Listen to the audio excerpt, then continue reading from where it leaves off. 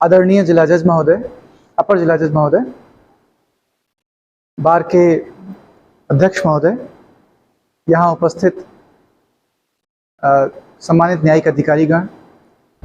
यहाँ सदन में उपस्थित विद्वान अधिवक्तागण, देवियों और सज्जनों,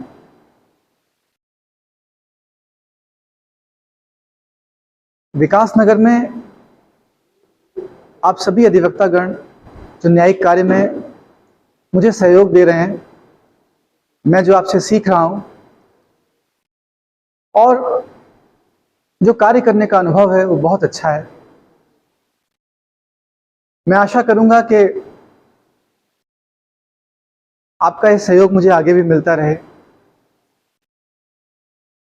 मैं ये प्रयास करूंगा कि जो लोग न्याय के मंदिर में आते हैं मैं उनके साथ न्याय कर सकूं और मेरे व्यवहार से, मेरे कार्य से आप लोगों को क्षोभ ना हो, पीड़ा ना हो।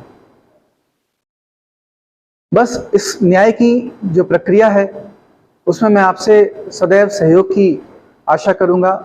और मुझे विश्वास है कि आप लोग मुझे सहयोग भी देंगे। इन्हीं शब्दों के साथ जो सम्मान, जो प्रेम आपने मुझे दिया है, इसके लिए मैं आपका आभारी हूं। बहुत बहुत धन्यवाद। धन्यवाद सर। मैं करना चाहूंगा हमारे आदरणीय अध्यक्ष जी, सचिव साहब, बार कार्यकारिणी के सभी सदस्य, मेरे ब्रदर और सिस्टर ऑफिसर्स, मैं आप सबका सबसे पहले मैं अभिनंदन करता हूं। दूसरा, मेरे को जो आप लोगों की बातें मैंने सुनी बड़े ध्यान से, तो उन पे दो बातों के संबंध में कहना चाहूंगा। एक, सीनियर वकील साहब ने ये बात कही कि वो कोर्ट में डरते हुए आते हैं, तो कृपया डरते हुए ना आए कि आपका बहुत ऐसा एक आपने बड़ा हैवी काम करना है, तो आप जब तक निर्भय होकर नहीं आएंगे और आप पूरी अपनी बात कहने का नहीं कहेंगे तो आप न्याय नहीं दिलवा पाएंगे और ना ही कोर्ट की प्रॉपर असिस्टेंस कर पाएंगे। तो निर्भीक होके आइए, वेल प्रिपेयर्ड होके आइए और कुछ आप और हम एक दूसरे से मिलकर कुछ ना कुछ नया सीखेंगे और एक दूसरे का सहयोग करेंगे। और दूसरी चीज यहां पर कही गई कि जूनियर एडवोकेट, मैं इस शब्द को ही नापसंद करता हूं। कोई एडवोकेट जूनियर हो ही नहीं सकता। आप इतना बड़ा काम कर रहे हैं, पुनीत कार्य कर रहे हैं, तो इसमें यह हो सकता है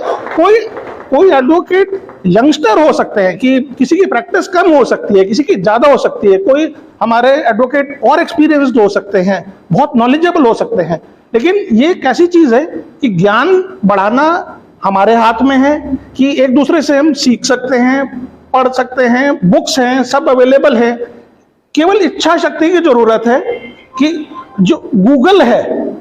इसके माध्यम से ही आप कोई भी अपनी लीगल क्वेरी करना चाहें तो इसके थ्रू ही 90% आपकी क्वेरीज आंसर हो सकती हैं। और जैसे पिटीशन ड्राफ्ट करने की कोशिश करें कि उसको आप देखें कि कई बार नहीं भी हो पाता, फॉर्मेट सारे दिए हुए हैं। मतलब लॉ के बारे में ये कहते हैं कि law is not difficult, only thing difficult is to know where it is lying, कि कहां वो पड़ा हुआ है। तो आप थोड़ा सा प्रयास करेंगे। और जो मैं ये वाली चीज कहूंगा, जो यंगस्टर, जो सीनियर्स हैं वो तो सब कुछ जानते ही हैं और जूनियर कोई नहीं, यंगस्टर जो भाई बहन एडवोकेट हैं वो थोड़ा सा प्रयास करें, सीनियर से थोड़ा सीखें। फाइल्स जब आपके पास आपको मिले जो आपके सीनियर एसोसिएट्स हैं, मतलब आप और हम सारे एसोसिएट्स ही, कोई जूनियर नहीं है, सारे एसोसिएट्स हैं, तो जब आपको फाइल मिले तो प्लीज उसको थोड़ा सा गो थ्रू करने की कोशिश करें। कोशिश ये भी करें कि कोर्ट की फाइल का आप मुआयना करते रहें, ताकि उसके अंदर जो रिकॉर्ड्स हैं कि उसको आपको बारे में जब आप पढ़ेंगे उसके बारे में ना, तो आपको सारी नॉलेज हो जाएगी कि क्या है। सबसे पहले तो कोर्ट में असिस्टेंस करने के लिए अगर वकील साहब ये जानते हैं कि अगली प्रोसीडिंग में क्या है, तो सबसे पहले जैसे ही बताते हैं कि सर ये इस स्टेज पे है फाइल और ये होना है, तो 90% तो आपका इंप्रेशन उसी से कन्वे हो जाता है। आपके जो क्लाइंट्स हैं उनको भी सुनते हैं। और दूसरा मेरा ये मतलब मेरी ये कोशिश रहेगी कि मेरे किसी कार्य से किसी भी अधिवक्ता को कोई ठेस ना लगे, किसी भी अधिवक्ता की गरिमा को पे कोई विपरीत प्रभाव ना पड़े। और अगर आपको किसी को भी मेरे से कोई शिकायत हो तो आप प्लीज मेरे को बताएं, मेरे को गाइड करें कि मिलजुल के ही आपने और हमने कर रहे। और मैं रियली में आज इसको बड़ा पावन दिन मान रहा हूं कि बार और बेंच एक दूसरे के परस्पर सहयोग के लिए इकट्ठे हुए हैं। Thank you so much. आज हमारे बीच उपस्थित हमारे अपर जिला जज महोदय राहुल गर्ग जी एवं हमारे पारिवारिक न्यायालय के न्यायाधीश भाई कुलदीप शर्मा जी, एसीजम मैडम सची शर्मा जी, सुमन मैडम, अनिल कोरी जी, आप सभी का पचवादून बार सुन के में हम अधिवक्ताओं के बीच में आने के लिए आपका हार्दिक स्वागत, अभिनंदन। आपको मैं अवगत करा दूं कि हम ये जो स्वागत की बेला में आप तीनों अधिकारी का जो स्वागत का कार्यक्रम नहीं हो पाया वो कोविड की वजह से डिस्टर्ब रहा और फिर उसके बाद लगातार कुछ ना कुछ हमारे यहाँ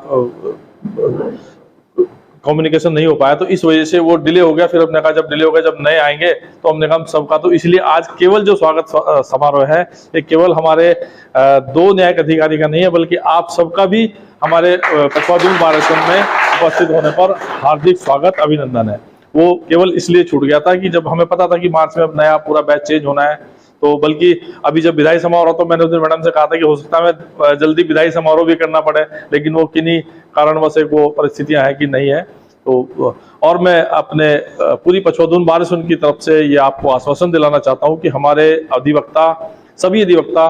काम करने में हमेशा कोर्ट को कोऑपरेट करते हैं। और मैं न्यायालय से भी अपेक्षा करूंगा, उपस्थित न्यायाधीश से अपेक्षा करूंगा कि कभी किसी अधिवक्ता का कोई हो सकता है व्यक्तिगत काम की वजह से वो न्यायालय को सपोर्ट ना कर पा रहा हो और हो सकता है उसकी पत्रावली पर कोई ऐसा आदेश हो कि बिल्कुल आज अंतिम आदेश है, तो उसको कोई ऐसा हार्ड एंड फास्ट ना बनाया जाए उसकी वास्तविक परिस्थिति को देखते हुए कि देखिए आप न्यायिक अधिकारी हैं, आप 2 दिन में पहचान लेते हैं कि कौन अधिवक्ता काम करना चाहता है और कौन अधिवक्ता केवल तारीख लेना चाहता है। देखो, जो केवल तारीख लेने के उद्देश्य से गोलमोल करेगा उसका भी आपको पता चल जाता है, और लेकिन किसी की वास्तव में कोई जेन्युइन परेशानी होती है तो मैं आप लोगों से उम्मीद करूंगा कि वो भी कंसिडर की जाए। क्योंकि हम अधिवक्ताओं के साथ परेशानी क्या है कि आप अलग अलग एक कोर्ट देख रहे हैं, लेकिन हम अलग अलग अधिवक्ता 5 कोर्ट देख रहे हैं, तो वो भी हमारी परिस्थिति को आप लोगों को ध्यान में रखना पड़ेगा। कई बार क्या होता है कि मेरा एक मैटर हो सकता है कि मैं अपने पे एग्जांपल हो सकता है मेरा एक मैटर एडी साहब के आपको लगा हुआ हो, हाईकोर्ट डायरेक्शन का हो, और एक दूसरा आपकी कोर्ट में हाईकोर्ट डायरेक्शन का हो, एक तीसरी हाईकोर्ट डायरेक्शन का, और सेम डेट तीनों मिल गई हो, तो वहाँ कहीं ना कहीं किसी न किसी कोर्ट को उसके लिए एक दूसरे को ऑपरेट करना पड़ेगा। तो मेरी यही आप लोगों से है कि इस तरह का कोई